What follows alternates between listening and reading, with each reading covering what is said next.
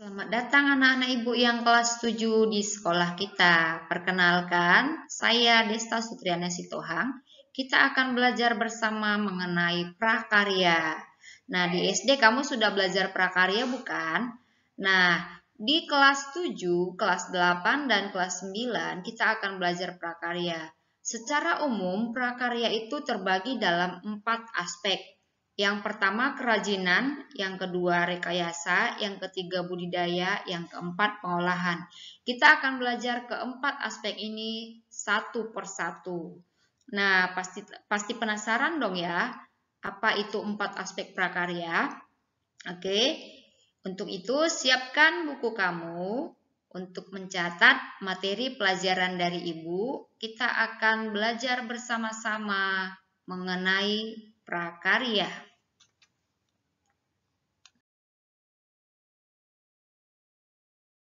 Sebelum kita memulai pelajaran kita, Ibu mau kasih nih sebuah gambar.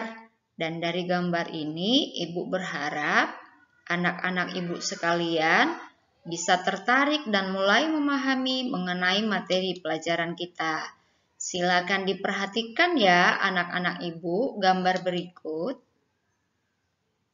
Itu terbuat dari apa? Itu gambar apa saja? Kemudian di mana biasa kamu temukan? Kamu bisa melihat itu merupakan hasil kerajinan-kerajinan yang sangat cantik, yang sangat unik, yang sangat menarik. Nah, kira-kira ini terbuat dari bahan apa ya?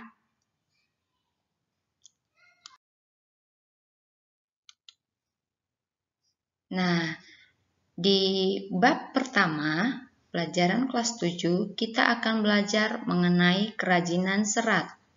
Serat itu apa sih?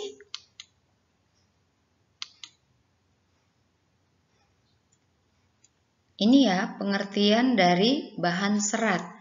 Jadi sebenarnya serat itu sudah sangat sering kita temukan dalam kehidupan kita sehari-hari, hanya saja kita belum memahami apa itu serat. Jadi kalau dikatakan serat itu bentuknya memanjang dan tidak putus-putusnya. Itu namanya serat ya anak-anak. Contohnya apa? Serat kapas, serat ulet sutra, serat mendong, serat nenas. Bisa diperhatikan ya gambar berikut.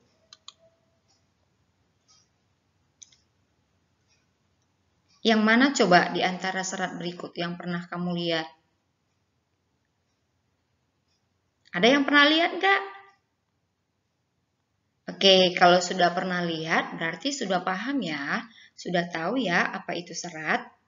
Kita lanjut. Nah, secara umum serat itu ada 2 jenis ya. Ada 2 jenis. Yang pertama serat alam. Yang kedua serat buatan. Untuk masing-masing pengertiannya, silakan kamu lihat dan bisa kamu catat ya anak-anak.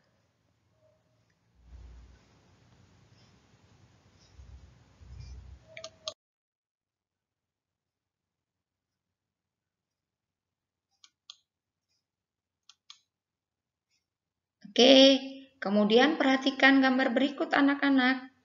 Ini merupakan gambar-gambar serat yang berasal dari tumbuhan.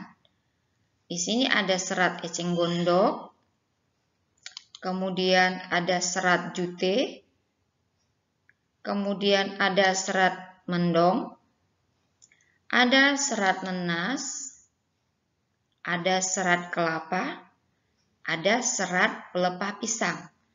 Jadi ini semua adalah bahan-bahan dari serat tumbuhan yang merupakan serat alami yang biasa digunakan untuk pembuatan kerajinan. Eceng gondok tahu ya? Nah, yang mana dari antara ke-6 gambar ini anak-anak yang kamu sudah pernah lihat? Kalau serat kelapa sama serat nenas pasti tahu ya. Kemudian serat pelepah pisang. Nah, kalau serat pelepah pisang ini dalam kehidupan sehari-hari, dia kita kenal dengan batang pisang yang sudah tua. Jadi, dia dipintal atau dikeringkan, kemudian dia dijadikan menjadi bahan kerajinan. Itu ya anak-anak ya. Kira-kira jelas ya sampai sini? Kita lanjut ya. Oke, selanjutnya kita bahas serat hewan. Nah, serat hewan itu sendiri merupakan serat yang berasal dari hewan, baik itu kulitnya maupun bulunya. Nah, serat hewan ini banyak dimanfaatkan oleh orang-orang yang tinggal di daerah yang memiliki musim dingin karena serat hewan ini tergolong serat yang hangat. Serat hewan itu sendiri ada dua jenis. Yang pertama itu serat stapel. Ini merupakan serat yang berasal dari rambut hewan dan ini biasanya disebut serat wool. Nah, makanya ada baju, bisa lihat gambar ini sendiri kan, ada baju atau jaket itu yang berasal dari bulu domba, kemudian dari bulu beruang. Itu sangat lembut ya. Kemudian yang kedua itu adalah serat filamen. Nah, kalau serat filamen ini dia berbentuk jaringan. Jadi kalau dikatakan jaringan berarti dia berhubungan satu sama lain.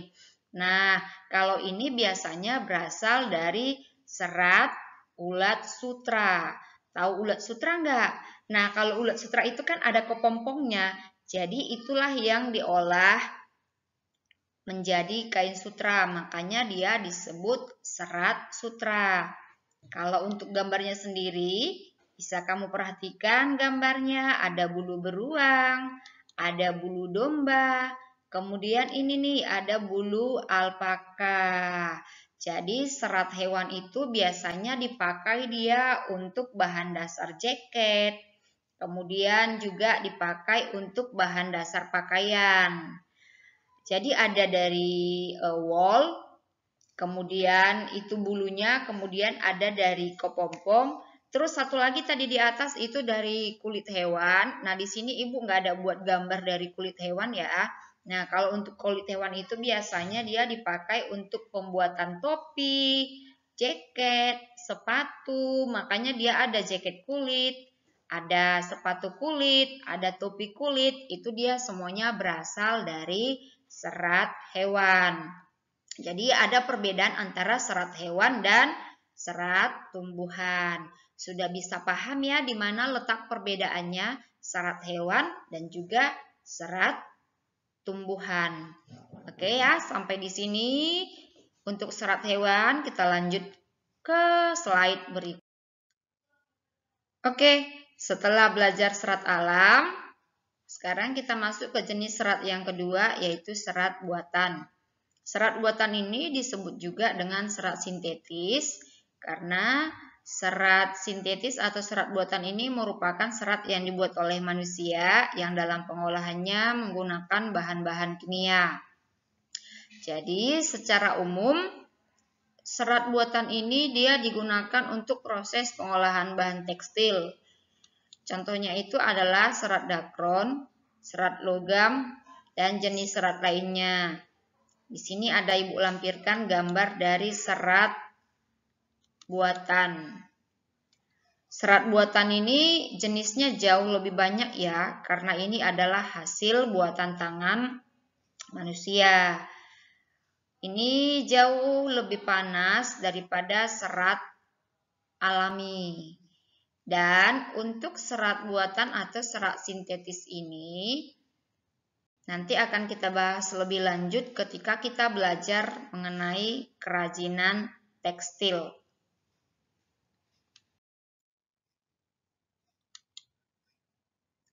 Sekarang kita masuk ke karakteristik.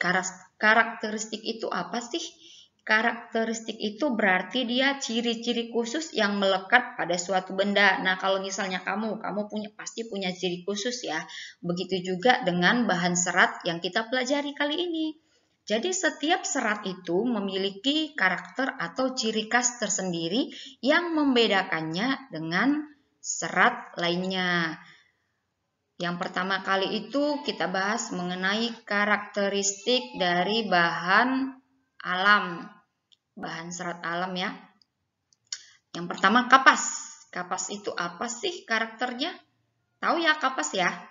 Tadi yang pertama itu yang berasal dari tumbuhan itu adalah kapas. Yang pertama itu bahannya terasa dingin dan kaku, kemudian dia mudah kusut, mudah menyerap keringat, rentan terhadap jamur, mudah terbakar. Nah, ini dia contohnya. Bisa lihat ya, ini dia kapasnya ya. Ya, jadi kapas ini dia mudah terbakar, kemudian dia rentan terhadap jamur. Itulah ciri atau karakteristik dari serat kapas. Tapi secara umum karakteristik serat itu adalah dia memiliki bahan yang lebih halus daripada bahan lainnya. Kita lanjut. Karakteristik dari serat sutra. Nah, ini yang sudah Ibu katakan tadi, bahwasanya serat sutra itu pasti jauh lebih mahal harganya daripada serat lainnya. Makanya tidak semua orang mampu membeli serat sutra. Bisa lihat ya, karakternya atau ciri khas sutra itu sendiri. Sutra itu berasal dari ulat sutra. Jadi berasal dari kepompong ulat sutra.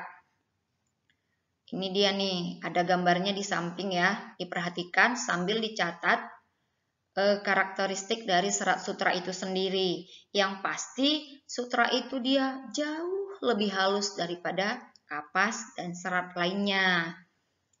Kemudian juga dia tidak mudah kusut. Kemudian berkilau, lembut. Itu dia kalau ciri khas dari kain sutra. Mungkin orang tua kamu di rumah juga punya kain sutra, bisa kamu lihat sendiri sehingga kamu bisa tahu membedakan antara kain sutra atau serat sutra dengan serat yang lainnya. Paham ya sampai sini? Kita lanjut ya.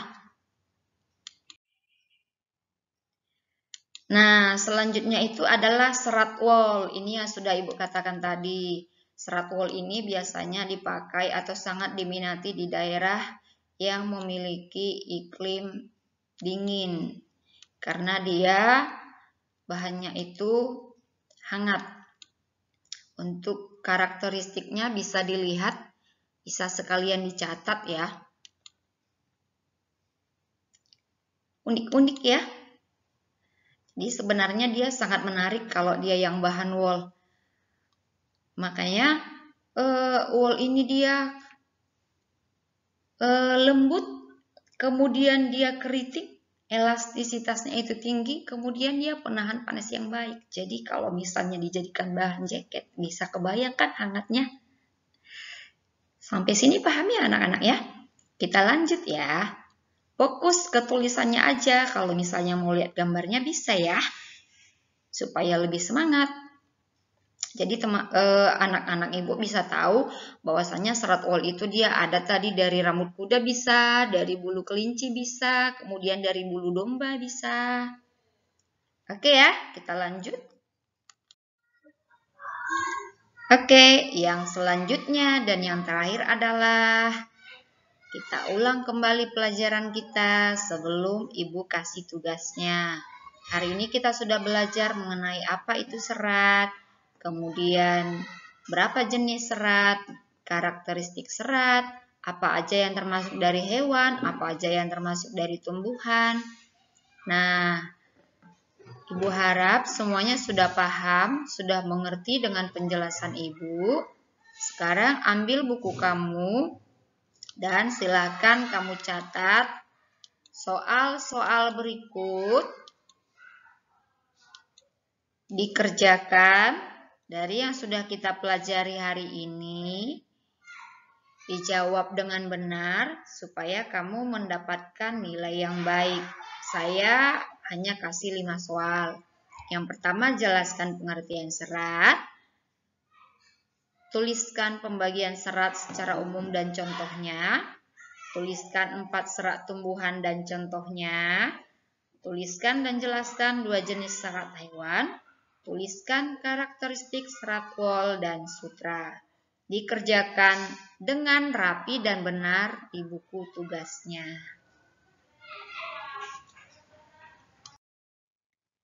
Oke, terima kasih sudah mendengarkan, sudah memperhatikan pelajaran dari Ibu.